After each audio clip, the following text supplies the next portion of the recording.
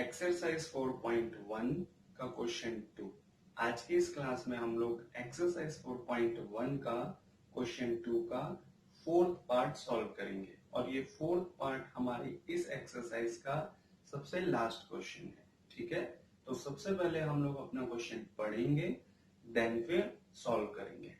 तो हमारा क्वेश्चन कहता क्या है, represent the following situations in the form of a quadratic equations. मतलब ये जो क्वेश्चन 2 है, ये क्वेश्चन 2 कहता है कि ये जो स्टेटमेंट आपको दी हुई है, इस स्टेटमेंट को आपको क्वाड्रेटिक इक्वेशंस की फॉर्म में लिखना है। ठीक है, अब क्वाड्रेटिक इक्वेशंस होती क्या है, हमें ये भी तो पता होना चाहिए, क्योंकि जब तक ये नहीं पता होगा तो हम किसी भी इक्वेशन को या किसी भी स्टेटमेंट को जब हम उसे इक्वेशन की फॉर्म में लिखेंगे तो वो इक्वेशन क्वाड्रेटिक है या नहीं, ये चेक करने के लिए हमें क्वाड्रेटिक इक्वेशन का भी पता होना चाहिए। तो अगर आपको नहीं पता है तो मैं ऊपर आई बटन का लिंक दे रहा हूं, उस पर क्लिक करके आप लोग चेक कर लेना कि क्वाड्रेटिक इक्वेशंस होती क्या है। ठीक है, फिलहाल हम अपने क्वेश्चन को पढ़ लेते हैं कि हमारा क्वेश्चन क्या कह रहा है।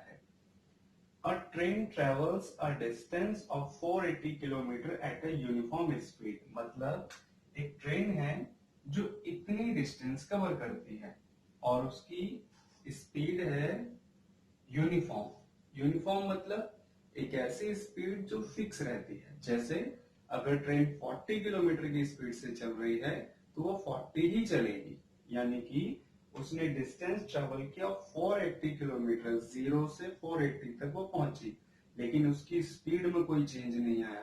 वो स्टार्ट भी कैसे हुई थी, मतलब स्टार्ट तो 0 से हुई थी, लेकिन जब वो 480 पूरा का पूरा उसने कवर करा तो सेम स्पीड से करा। ये कुछ ऐसा है जैसे मान के चलिए एक कार है जो हाईवे पे ट्रेवल कर रही है, मतलब चल रही है।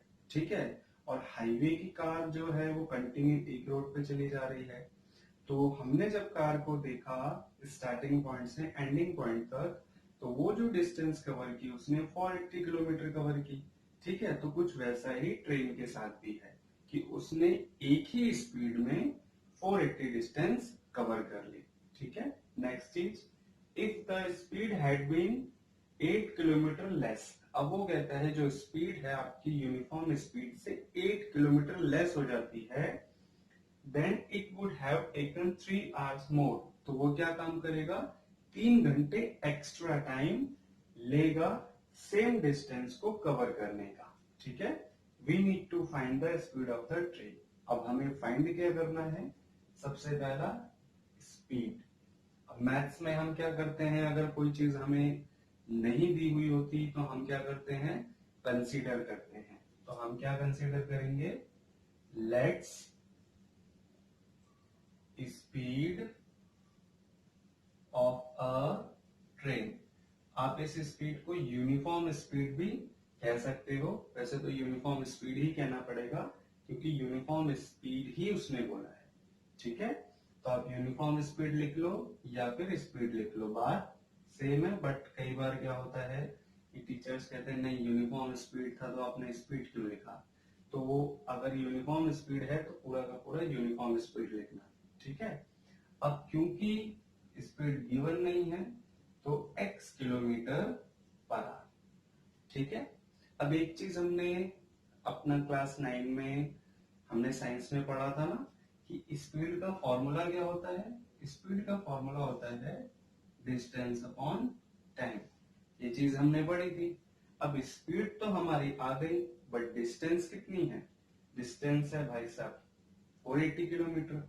लेकिन 480 किलोमीटर में उसे कितना टाइम लगा ये हमें तब भी नहीं पता। तो हम लिखेंगे टाइम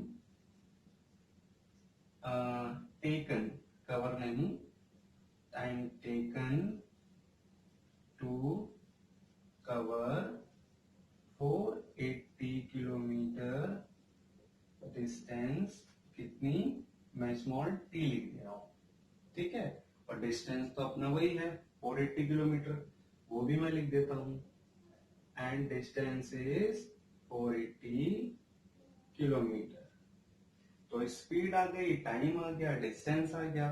अब इसको क्या करेंगे, अकॉर्डिंग टू क्वेश्चन कर देंगे। तो अकॉर्डिंग टू क्वेश्चन हमारी जो स्पीड बनी वो कुछ इस तरीके से बनी, x equals to 480 upon t, और इसको ले लेते हैं इक्वेशन 1। ठीक है। अब आगे उसने क्या बोला, स्पीड 8 किलोमीटर लेस। अब स्पीड जो है वो लेस हो जाएगी 8 किलोमीटर। तो मैं यहां पर लिख रहा हूं, now speed is less 8 kilometre per hour. तो जो स्पीड होगी यूनिफॉर्म वो बन जाएगी x माइनस 8। ठीक है भाई, क्योंकि स्पीड मान के चलिए ट्रेन जो है वो 40 की स्पीड से चल रही थी। अब 8 कम हो गया तो 40 माइनस 8 करना पड़ेगा, बट वैल्यू नहीं पता तो हम डायरेक्ट नहीं लिख सकते, इसलिए हम x माइनस 8 लिखेंगे। डिस्टेंस तो सेम ही है ना, तो डिस्टेंस हम सेम लिख लेते हैं। कितनी भाई, 480 किलोमीटर। अब वो कहता है जो टाइम है वो 3 आवर्स मोर, यानी टाइम कितना लग रहा है, 3 घंटे ज्यादा लग रहे हैं।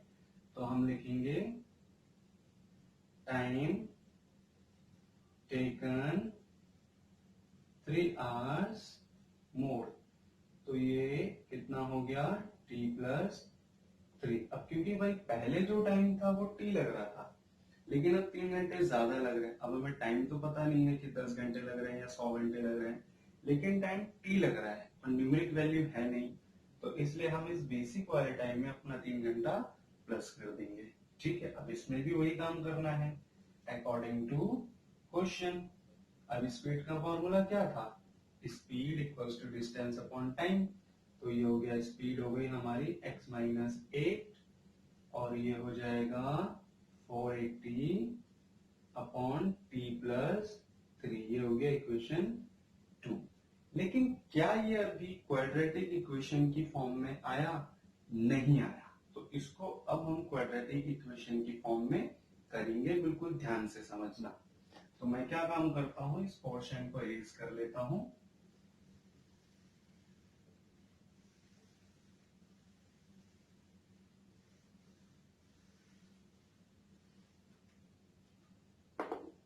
अब जो यहाँ पे आपको इक्वेशन 2 दिख रही है, इसमें x गिवन है ना। तो हम क्या काम करेंगे, अपना फर्स्ट जो हमारा इक्वेशन आया था जिसमें x equals to 480 upon t था, उसकी वैल्यू हम इसमें पुट कर देंगे। तो हम लिख देंगे put the value of x in equation second. और फर्स्ट जो x की वैल्यू थी वो कुछ इस तरीके से थी, है ना, और ये हो गया इस तरीके से। अब इसको सॉल्व कर लेते हैं। अब क्या काम करेंगे, हम इस वैल्यू को उठा के इधर ले जाते हैं और इस वैल्यू को उठा के इधर ले आते हैं। ठीक है। तो ये हो जाएगा 480 upon T minus 480 upon T plus 3 equals to 8। लेकिन ध्यान रहे इसके साइन पे कोई चेंज नहीं आएगा, क्योंकि ये पूरी एक ही वैल्यू काउंट हो रही है, इस वजह से इसके साइन में कोई चेंज नहीं आएगा। पर आप क्या करोगे, गड़बड़ कर दोगे। आप क्या करोगे भाई, इसमें भी माइनस लगा दोगे। तो ये नहीं करना है, ये पूरे पे पूरा कभी भी ऐसी कोई वैल्यू आए और उसे आप शिफ्ट करो तो उसमें माइनस नहीं लगाना, बल्कि पूरी एक वैल्यू में माइनस लगाना। ठीक है। अब इसको हम क्या काम करेंगे भाई, यहाँ t है, यहाँ t प्लस 3 है, इसको तो सॉल्व करना पड़ेगा क्योंकि अभी भी नहीं बना क्वाड्रेटिक इक्वेशन। तो हम इसको इससे मल्टीप्लाई करेंगे और इससे मल्टीप्लाई करेंगे, और इस t को भी इससे मल्टीप्लाई करेंगे, इससे मल्टीप्लाई करेंगे। तो मैं इधर कर लेता हूँ। तो ये हो जाएगा 480 को t से मल्टीप्लाई किया तो 480t और प्लस 30 का 0 और यहाँ गया 441 मेरे हिसाब से। 3 अट्ठे 24, 2 3 14, हाँ, माइनस और इसकी मल्टीप्लाई इससे हुई तो 480t, और भाई साहब ये दोनों आपस में मल्टीप्लाई हुए तो इसकी पहले इससे मल्टीप्लाई फिर इसी की इससे। याद है ना, मैंने पिछली क्लासेस में बताया था बेसिक रूल, कि अगर कहीं पे 2 वैल्यू है और कहीं पे 1 वैल्यू है तो उस एक वैल्यू की दोनों वैल्यू के साथ मल्टीप्लीकेशन हो जाती है। तो ये हो जाएगा टी स्क्वायर और ये हो जाएगा 3t इक्वल्स टू 8।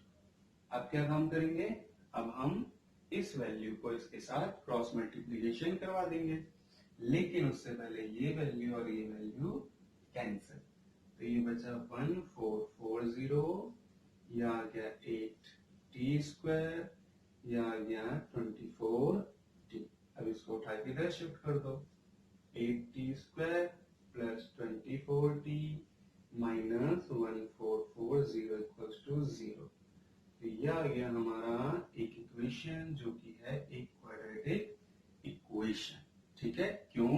क्योंकि क्वाड्रेटिक इक्वेशन में 3 टर्म होती है, फर्स्ट, सेकंड, थर्ड, और फर्स्ट में हमेशा स्क्वायर में वैल्यू होती है, सेकंड में हमेशा ये वेरिएबल होता है और थर्ड में न्यूमेरिक वैल्यू। ठीक है, अब आप लोग इसको फैक्टराइजेशन मेथड से सॉल्व करो और हमारी t की वैल्यू निकालना। t की वैल्यू निकालने के बाद इसको आप चाहे तो इक्वेशन सेकंड में पुट कर देना, चाहे तो इक्वेशन फर्स्ट में, तो आपकी x की वैल्यू आ जाएगी। फिर आप उस x की वैल्यू को इसमें रख के सॉल्व कर लेना। भाई t आ गया तो हमारा x भी आ जाएगा।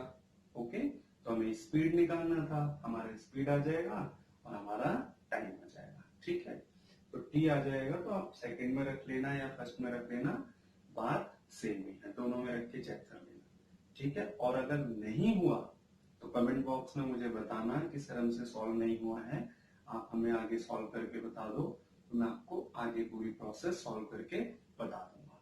ठीक है, तो होप सो आपको ये पूरा का पूरा सॉल्यूशन समझ आया होगा। तो समझ आया है तो एक प्यारा सा लाइक कर देना है और अपने फ्रेंड्स को भी शेयर कर देना है।